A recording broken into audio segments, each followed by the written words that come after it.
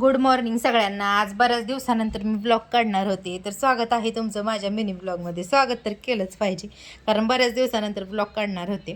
अशा प्रकारे सकाळ झाली आमची, नाव करून घेतली, आवरलं की लागलीच किचनमध्ये शिरल्या. साहेबांना डबा द्यायचा असतोय, त्यामुळे स्वयंपाकाची तयारी सकाळ सकाळ करायला लागते. चहाही झाला, भात झाला. कोबीची भाजी करायची होती, म्हणलं हरभऱ्याची डाळ भिजत लावावी. हरभऱ्याची डाळ ही भिजत लावली. कोबी बी घेतला होता चिरून रात्रीच. स्वामिनीसाठी एक अंडं उकडायला घेतलं. म्हणलं चला, पावसाचं वातावरण झालं, आपण पण चहा आणि बिस्किट खाऊन घेतलं. आता ही बिस्किटं खरं तर स्वामिनीसाठी आणली होती, पण काय तोंड राहतंय वे बिस्किटं खाल्ल्याशिवाय असल्या वातावरणात. म्हणलं चहा आणि बिस्किट मस्त लागते, म्हणलं घेतलं. 2-4 बिस्किटं घेतली, त्यातली चहात बुडवून खाल्ली. त्या केसांकडे लक्ष जात होतं. 4 वेळा टकलं पडले, पाक सगळं लय अवघड झाले काम. आणि मग काय वादळ आलं पळतच. काय करते मम्मा, बघितलं, म्हटलं घेतल्यात बाई तुझी 2-4 बिस्किटं. म्हणली मला एक दे, चल. मग तिला एक बिस्किट दिलं.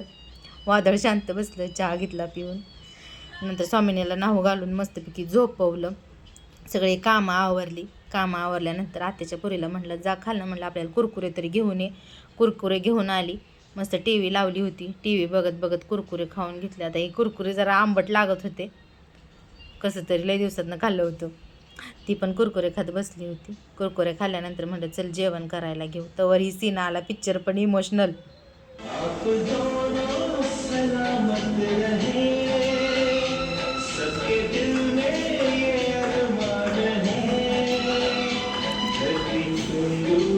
तरी पिक्चर कोणाकोणाला आवडतो आणि ही सीन बघून कोणाकोणाला आई वडिलांची आठवण येते खरं सांगा बरं का.